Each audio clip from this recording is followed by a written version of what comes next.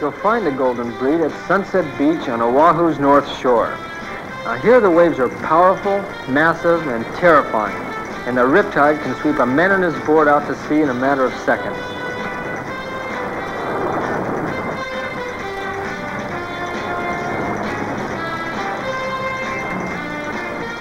It can be lonely out here at sunset. Even though there may be hundreds of people watching on the beach, the surfer sitting a half a mile offshore waiting for the waves to build up is a solitary individual.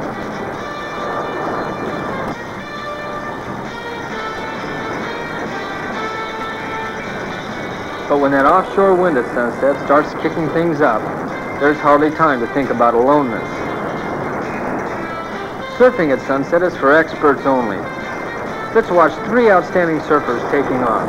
First off is George Downing, the pioneer big wave rider of Hawaii on a typical classic sunset wave.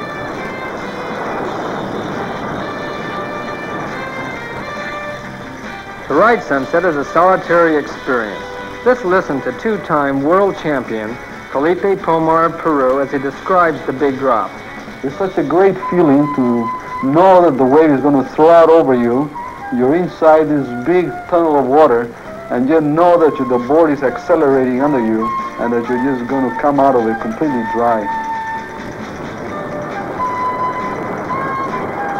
And last but not least, Ricky Griggs, aquanaut, and candidate for his PhD in oceanography, and one of the greatest all-time surfers of our day.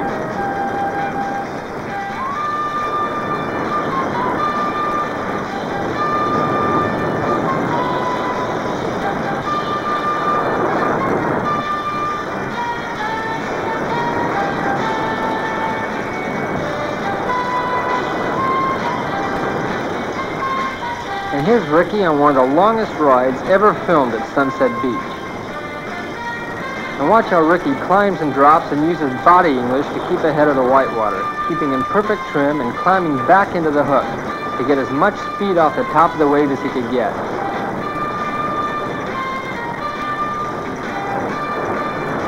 And that's what you call really getting stoked.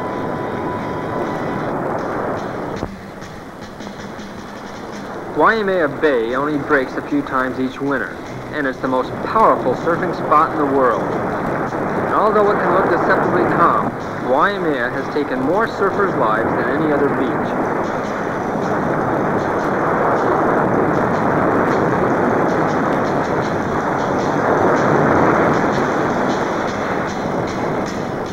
Spectators come from around the island when the surf is up to watch nature unleashed, and also to see the surfers meet the challenge.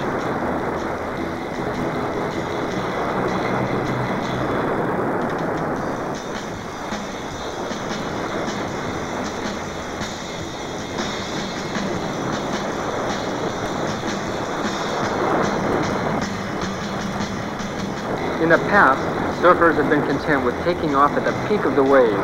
However, a new, more challenging era is at hand. Now surfers like Butch Van Aartstelen go in for the ultimate.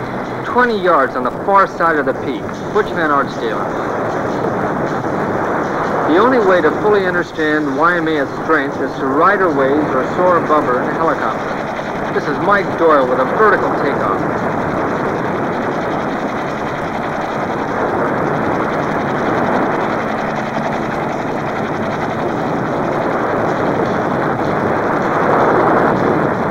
Fred Hemmings once said that to take off at Waimea, a steep wave is like stepping into an open elevator shaft with your board. There's no place to go but straight down.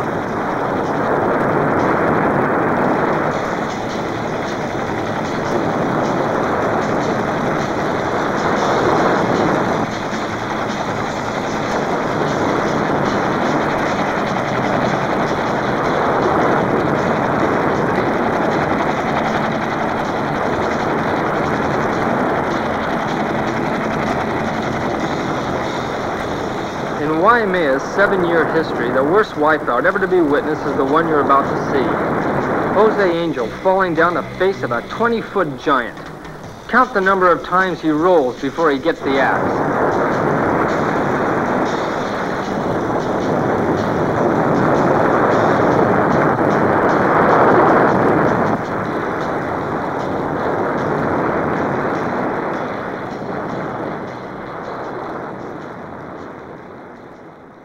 giant waves of Waimea are